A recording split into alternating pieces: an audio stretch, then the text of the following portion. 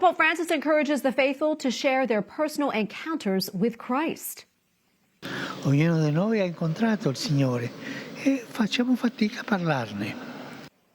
During a Sunday reflection at the Vatican, the Holy Father said to not lecture others, but instead to share unique moments in which we felt the Lord as alive and close to us. Pope Francis also made an appeal to halt the spiral of violence in the Middle East.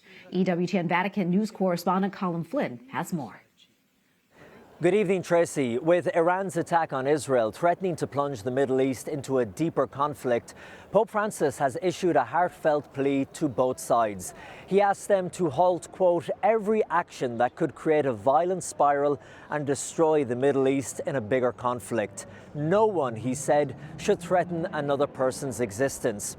But the fight isn't just between Iran and Israel, it is also the war between Israel and Hamas and the dire humanitarian crisis in Gaza. During yesterday's Regina Coeli here at the Vatican, Pope Francis said he invited every nation to, quote, join the call for peace and help the Israeli and Palestinians to live in two states. Speaking from the Apostolic Palace to the crowd who had gathered in St. Peter's Square behind me, the Pope repeated once again, quote, two states neighbouring each other. Pope Francis concluded this part of his speech by calling for a ceasefire in Gaza and the freeing of hostages. Here is that powerful moment. Basta con la guerra. Stop war. Stop attacks. Stop violence. Yes to dialogue and yes to peace. Unfortunately, that wasn't the only tragic event over the weekend. 6 people died in a horrific knife attack at a shopping mall in Sydney.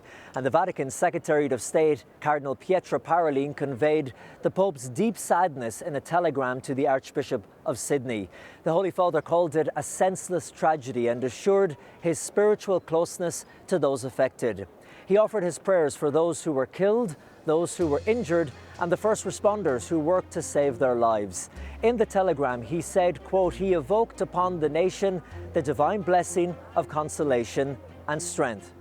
In Rome, Colm Flynn, EWTN News Nightly.